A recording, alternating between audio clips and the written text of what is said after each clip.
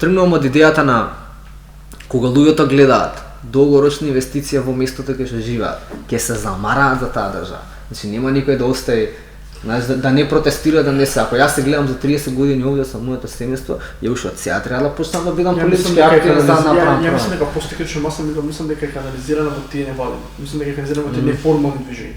Затоа е вид само дека тоа се 30 или 40 луѓе максимум.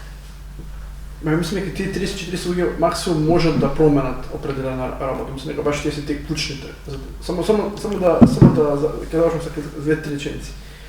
Баш мислам дека сите ние што сме останати од не сите и тие што доаѓаат барат алтернативни начини како да ги протнат веќе, значи што пленумот, што сме имале искуство со пленумот, ете разгаснал тој вид на форма, сега бараме некој нов вид на форма да се состави. Се трагаме. Да се трагаме, да. И затоа мислам дека е вид на подкастите што ги правиме. Еве ние младите на пример, како е неформална младинска иницијатива, успеавме да го актуализираме проблемот за родилката Јодис со струга. И случајот уште трае. И тоа е затишкан од институциите. И сега наша од работните комисии, пардон. Знаеме точно кои високи функционери стојат зад се, знаеме се и не се откажуваме од битката. Тоа е туку јасен случај, Да, меѓутоа проблемот е што ете анкети правиме, прашалници постојано, правиме подкасти со млади кои што се истакнати, меѓутоа не добиваат медиумска експонираност во јавност. Во медиумска експонираност во јавност добиваат многу тие комерцијални ликови кои што имаат вредност, не викам не ги спорам, меѓутоа немаат никаква си толку големо влијание колку што сами се преценуваат, да речеме на некој начин. Немаат силен контраверзен став за нешто. Да. Затоа пак ќе речем дека мене медиумската експонираност на јутуберите ми пречи, баш напротив, секој им чест, навистина. Меѓутоа, не сите млади сме во таков аспект. Не интересира. Да, не сите заинтересирани. Има и млади кои што ти си бил сведок од нив. Илјадници млади што излегува на протестот, што навистина сакаат општествени протест, општествена промена да се случи. Да не бидат само гледани како вид на шоу бизнес. Не ги интересира шоу бизнесот толку, не ги интересира толку лесното профитерство врз основа на некоја си шега. Ама истовремено, мислам дека е дел од има толку влијание. Не. Сега да кажам дека алтернативни начини. Мене ми се свиѓа концептот на ова што го работите, малку поинакво и верувам дека е кул за млади луѓе да го слушаат. Ја би испратил критика, пример знам дека има доста политички невладени кои што работат на awareness, на креирање на свесност за политики, прават истражувања пример. Има. Секунда само има и подкасти на пример како Infomax. Ама тоа не ми се допаѓа, што сакам да на пример подкастот, млади подкасти кои правиме ние, ги правиме реално, имаат критички ставови. Не ми работа сега ние седнеме тука да го дискутираме против ВМРО, давачи да се тука збориме реален став. Од легитимни ликови, разбираш како ти што си например. Ама друга ми критиката ми беше дека можеби проблемот е што треба да има некаков мерч помеѓу тоа што го прават јутубери, кој што е интересно како концепт и она кој што е потребно да биде како политички слушната. Голем проблем е што пред некаде пилета спонзорот пост некоја невладена направила анализа за некакви собраниски процедури. Сега гледам анализава 50 страни документ. Значи, млад човек на моментата никад нема да го прочита. За сване, сум сигурен не го правеле. Реално ние што Мислам нема да го прочита. Да, резимето го читаш и сега си викам, окей, ја да не се замарам со вакви глупости. Ама некој да го видам кај мене мало што го знам, што никад не би го отворил тоа. Значи он никад нема да биде едуциран за одредена тема, која што можеби нешто ќе направи него како да го раздвижи. Зашто? Затоа што принципот на уредување на таа содржина не е забавен и не е интересен. И тоа е голем проблем, знаеш. Се сакаме ние, затоа ја ти го начнав делот за дигитални образовни материјали. Затоа што ако ти внатре имаш сериозни теми кои ќе ги спакуваш на интересен и интерактивен начин, можеш да потекнеш ученици да се заинтересираат за нешто што претходно ниту наставникот ќе им го пренесе, затоа што не умее да го направи на тој начин, ниту поученикот сам по себе би го истражал. Јасно. И тоа е многу битно. Ние што правиме, зашто спомна карактер и вредности, ако сакаме следните генерации на ученици да бидат подобри индивиди од нас, значи ние мораме да работиме на нешто се вика карактерно образование. Во нашите материјали поготово оние активности што ги креираме, имаме нешто што го нарекуваме карактерни вредности. Браво. Има еден во Бирмингем светски познат институт, се вика Jubilee Center for Values and Virtues. Они имаат креирано сериозно методолошки пристап за како може со деца од 3 до 10 годишна возраст да се работи на креирање на и поттикнување на вредности како искреност, истрајност, љубопитност, желба за разбирање меѓу себе, самосвест и така натаму.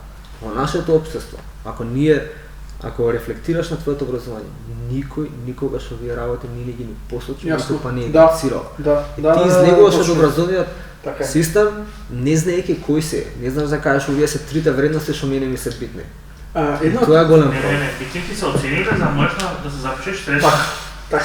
Не, битно е каков човек ќе видиш што какви породек има. За да можеш да се запишеш на одредени школи. Ако немаш просек, идеш ето ему И после сега имаме хиперпродукција на дипломи и еден тон на невработени луѓе. Јас сум бев многу просечен студент. Значи си не бев многу заинтересиран во материјалот, затоа што само разбираш, толку ми беше некои професорите може би беа одбивни, може не сите, имаше некои предмети што беа навистина добро, меѓутоа не можев да се концентрирам едноставно.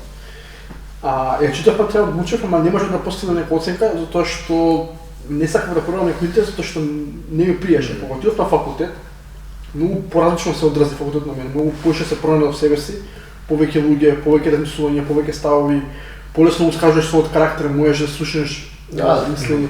Да, по-слободно на факултетот. По-слободно на факултетот. Може да направиш дебата доека осебно беше многу дали више како млад дека се пронаѓаш себе си, па потиво бев можеби затоа. А на факултет многу се особи себе си, многу навистина. Што е супер што си имал таква средина. Да, и сите имаат таква. Нагло, докато почнав прицаш, почнав студентските протести. Сега си наслои групи на луѓе. Да. Кои има заедници кои што припаѓаш исто многу битно. Дека јас сум политички активен од 16 години. Од 13. Добро. Ја те знам од 12, од 13 во СДС. Добро.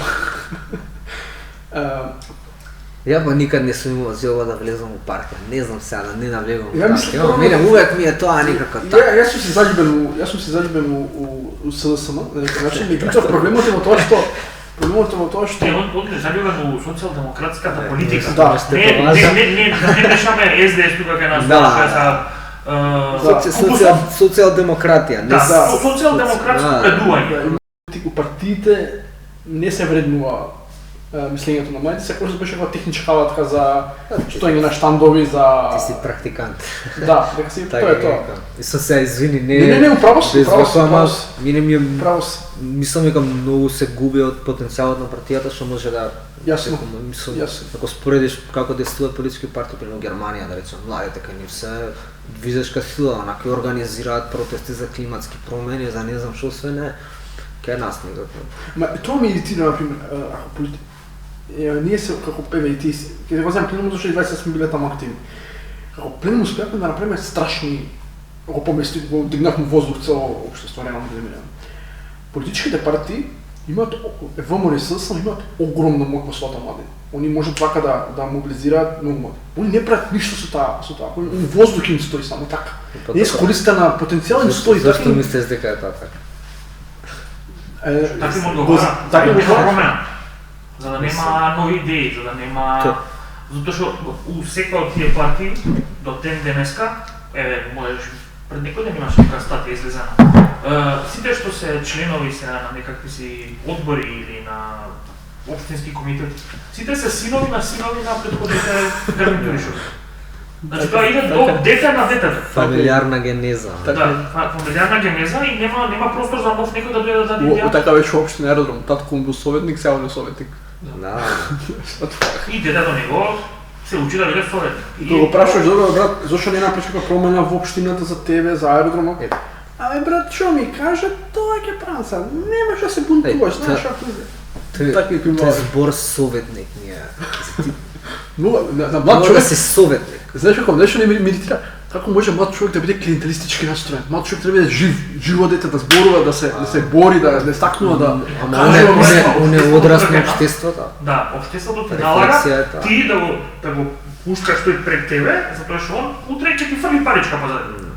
Буквално, он ќе го земе целото, ама ќе пушти некој паричка, падни ти си пресрекни дека ти фрли паричка. Може да скријам од тој ќе фрли. И често проблем во принципот на размислување е што секогаш ние тргнуваме од она што го познаваме и што ни е близко. Ако ги гледаш ти можностите на младите во Скопје, и ако прашаш некој што живее во Берово, во Пробишти, во Ранковце, некаде таму во село некој Герман нагоре, значи тој нема никакви можности. Значи он млад човек ако е, има или stočarство или земјоделие или партија да влезе. Еманципацијата е многу различно. Апсолутно. Многу ограничени можности има. И он кога доаѓа во Скопје, доаѓа релативно, мислам, немало он прилики да има контакт со невладени, со групи на луѓе кои што се поинакви. Се надам нема да сушти, кажи. Не, само треба да имаме разбирање истовремено. Знаеш, затоа што често е као тргнуваш од идејата на како може он ваков да биде. Може, бидејќи е одраз на општеството.